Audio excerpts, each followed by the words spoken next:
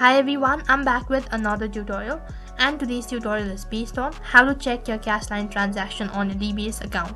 So I'm going to be showing you step-by-step tutorial. All you have to do is follow the instruction as guided. So first of all, before getting started, make sure to check your internet connection, and then without any further delay, let us get started. As you open up your DBS application, this is what the interface is going to look like. So what you have to do is you'll have to log in into your account. So you can log in using your touch, face ID or Digibank user ID and PIN. So then select the method that is convenient for you. Once you're logged into your account, next you'll be directed to your home page. So then you'll have to tap on load. So after that, you'll have to select the Cashline account that you wish to view. Once you select your Cashline account, next you'll be able to see your past 6 months of your transaction history. So all you have to do is scroll down. So after that, you'll have to tap on transaction to view more detail.